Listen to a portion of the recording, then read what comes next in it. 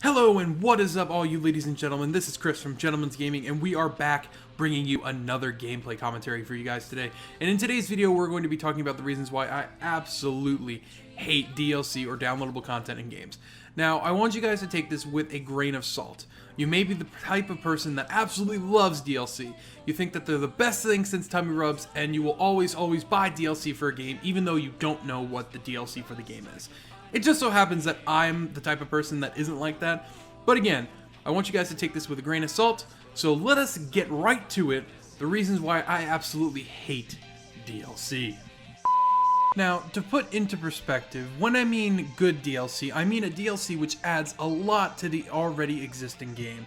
A DLC that adds new mechanics, new features, new weapons, whatever that may be, that adds onto the original game and not plays off of it.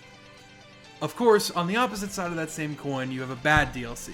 And by bad DLC, I mean a DLC that is literally made for the sole purpose so a CEO of a game publisher can go home that night, lay down in his big pile of money, and masturbate into.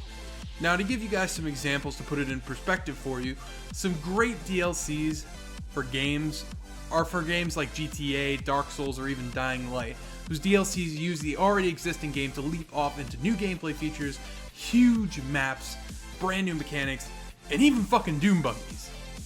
Of course, on the opposite side of that, we have games like Battlefield and Call of Duty, which are games that have quote-unquote optional microtransactions and DLC, which block players from having certain weapons or features unless you pay a certain amount of money, which is absolutely ridiculous.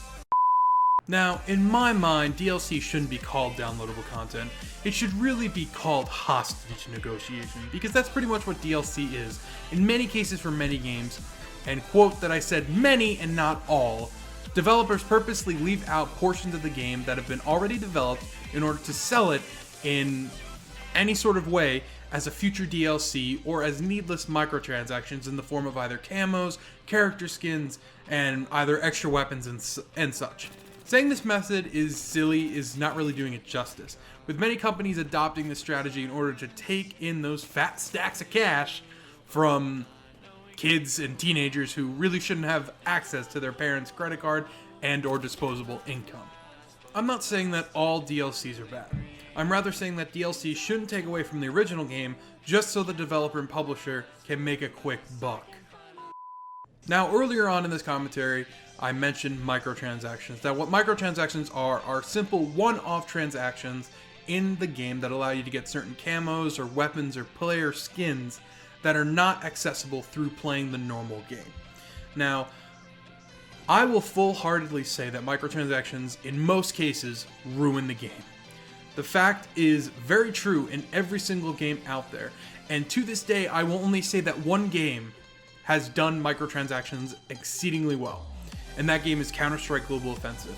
The only reason I say that is because Counter-Strike Global Offensive has a marketplace, where say if you buy skins, or if you actually do open up cases, there's a place where you can actually resell those for a certain dollar sign. There's a monetary value behind the skin that you have gotten through cases or purchasing it. Now, the difference between that and say either free-to-play games or even such games like Call of Duty is that free-to-play games that offer microtransactions are very susceptible to the syndrome of becoming pay-to-win instead of free-to-play. This means allowing players that have the money to waste to be able to get an extreme advantage in some cases over players that have to grind in order to get a weapon or a piece of gear. Now, one game that I would say balances this very well is PlanetSide 2. Now, I say PlanetSide 2 because of the fact that it is a shooter. It's on the same stage of things like Call of Duty or Battlefield in that general genre of gaming. And in my personal opinion, I feel that PlanetSide 2 is a game that does offer microtransactions if you want to go that route, but it is not necessarily an absolute slog in order to get certain weapons and attachments. It doesn't wean you onto having to get microtransactions. It actually makes you want to play the game even more. Now, in my opinion, DLC should not be the defining factor in a game. In my opinion, if the DLCs are better than the full game, it means that the developer put more time into the downloadable content. They put more time into thinking about how much they will line their pockets instead of producing a good game on launch. So instead of paying the $60 for an amazing game, you get a slightly watered down game that you have to pay 20 bucks down the line to actually get all the features. Which I will absolutely say is very deceptive. It's not something that a company should do, and quite frankly, it pisses off the people that actually play the game because you're not being honest with them. All the features that you should have on launch day are not in there. And to be frank with you, it makes a lot of fans lose their trust in a company. Like, take for example GTA. One of the games that I feel DLC was done right.